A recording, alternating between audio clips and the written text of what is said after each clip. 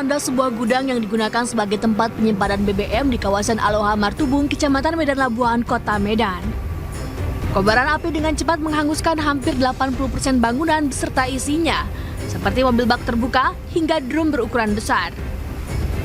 Bahkan warga sekitar sempat mendengar 3 kali suara ledakan. Seorang pekerja dilaporkan terkena luka bakar. Menurut warga, kebakaran terjadi saat satu unit truk tangki menurunkan BBM di gudang tersebut. Diduga tersulut api rokok milik salah satu penjaga gudang. Sementara sopir truk tangki kabur dan menabrak palang kereta api yang berada di kawasan tersebut. Sekitar jam 3, ada orang teriak, apinya besar. Yang terbakar apa nih Pak? Yang terbakar apa? Kayaknya minyak. Gudang ya? Gudang. Kalau dari informasi yang kita tahu dari masyarakat, penyebab kebakarannya apa Pak? Sampai saat ini belum ada informasinya. Ada korban Pak? Korban tadi katanya ada 1 orang yang terbakar. Api berhasil dipadamkan 2 jam kemudian setelah 7 unit mobil pemadam kebakaran dari Pemko Medan diturunkan ke lokasi. Sementara kasus kebakaran ditangani oleh pihak kepolisian. Dari Medan, Sumatera Utara, Yuda Bahar, iNews melaporkan.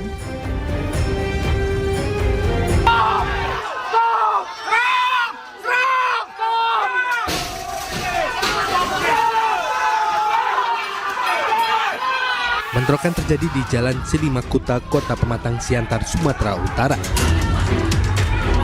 Diduga salah satu ormas berbaju loreng mendatangi lokasi rumah yang diduga sebagai posko pemenangan salah satu pasangan calon wali kota Pematang Siantar.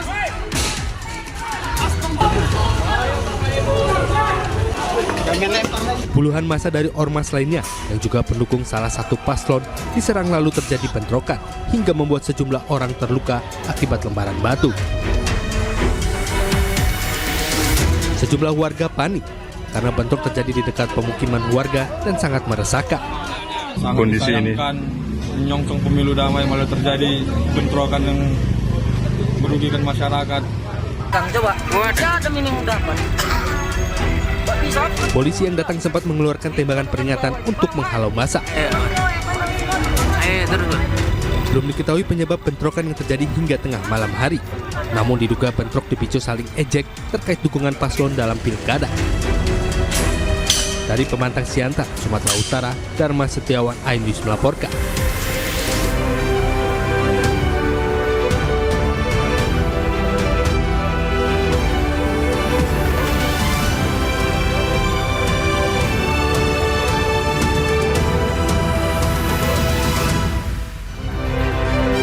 Sopir mengantuk penyebab kecelakaan beruntun di Selipi, Jakarta yang menewaskan 2 orang.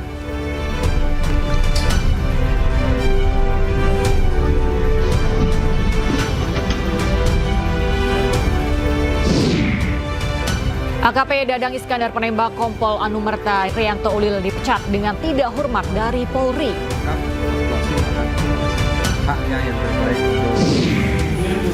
Permohonan pra-peradilan yang diajukan Tom Lembong atas status tersangka dugaan korupsi impor gula ditolak oleh Hakim Pengadilan Negeri Jakarta Selatan.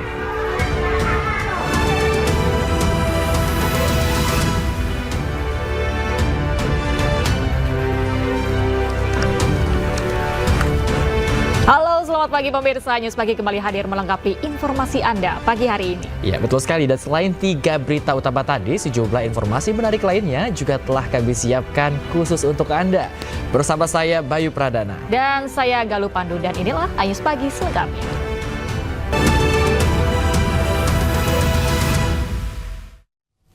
Ya, kita awali iNews Pagi hari ini, betul Galuh, dengan informasi di mana ada korban yang meninggal dalam kecelakaan truk tronton di Selipi, Jakarta Barat bernama Aryadi disemayamkan di rumah duka di kawasan Setu Cipayung, Jakarta Timur. Ya, isak tangis pun mewarnai kedatangan jenazah Aryadi.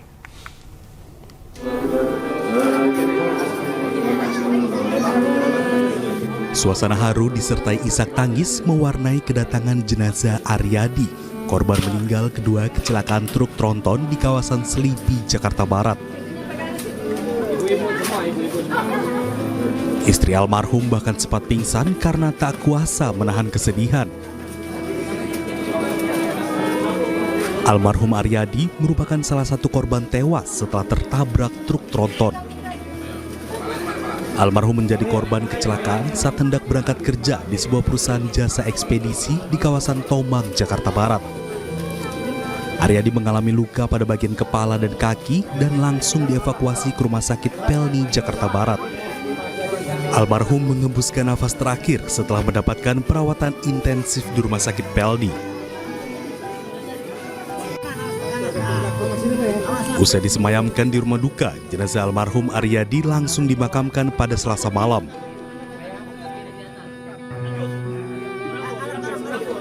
Sejumlah keluarga dan kerabat almarhum turut menghadiri prosesi pemakaman almarhum yang dilakukan di tempat pemakaman umum Bambu Apus, Jakarta Timur. Dari Jakarta, Rio Manik, iNews melaporkan. Berebut cinta pria, 2 pekerja wanita di Maros, Sulawesi Selatan terlibat konflik yang berujung penganiayaan. Pelaku marah karena korban tidak mau memperlihatkan isi percakapan dan galeri foto di ponselnya. Mana Mi? Jangan bahasa Jawa sini, bukan orang Jawa itu mana.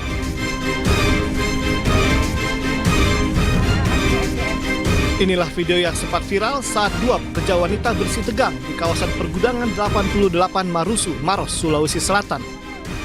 Awalnya keduanya bertemu untuk menyelesaikan masalah terkait seorang pria. Namun R, 19 tahun, marah karena AB, 19 tahun, tidak mau memperlihatkan isi percakapan dan galeri foto di ponselnya. R yang marah langsung menganiaya hingga AB terjatuh. Ironisnya, penganiayaan ini disaksikan dan diabadikan oleh teman-temannya. Usai viral, AB melaporkan R ke Polres Maros. R kemudian diamankan di rumahnya dan dibawa ke unit perlindungan perempuan dan anak. Dari hasil pemeriksaan terungkap, R dan AB merupakan teman kerja di tempat hiburan malam. R marah dan menuduh AB hendak berebut kekasihnya. Ya, adapun juga beredar video perkelahian antar kedua perempuan ini yang direkam oleh salah satu temannya terlapor. Itu masalahnya apa? Permasalahan apa? Ya, jadi dugaan dan berdasarkan hasil keterangan dari korban serta terlapor merupakan kesalahpahaman perihal hubungan asmara dengan seorang pria. Akibat penganiayaan itu, AB terluka di wajah, sementara pelaku kini mendekam di sel tahanan Polres Maros untuk proses hukum lebih lanjut. Dari Maros, Sulawesi Selatan, Wahyu Ruslan, iNews melaporkan. Pelaku pencurian kendaraan bermotor yang biasa beraksi di parkiran apartemen di hotel di Sidoarjo, Jawa Timur ditangkap polisi. Aksi pelaku berhasil terungkap setelah polisi melihat rekaman kamera CCTV yang merekam aksi pelaku memilih motor yang akan dicuri. Sementara pelaku mencuri motor dengan cara yang unik, yaitu memasukkan motor curian ke dalam mobil pelaku.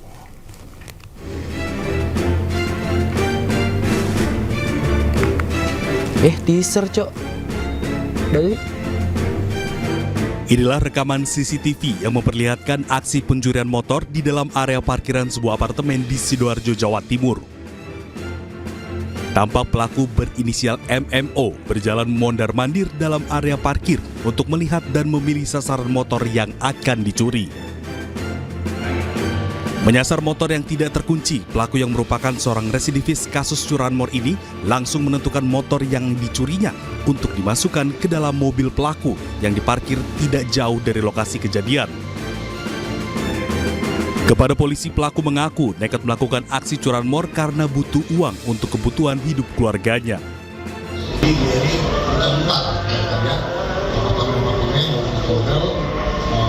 Melihat apakah ada kendaraan yang tidak dibereskan, satu diambil betul-betul dimasukkan ke mobil. Dia lakukan sendiri. Ini agak unik ya, agak unik cara mereka mengambil kendaraan tersebut.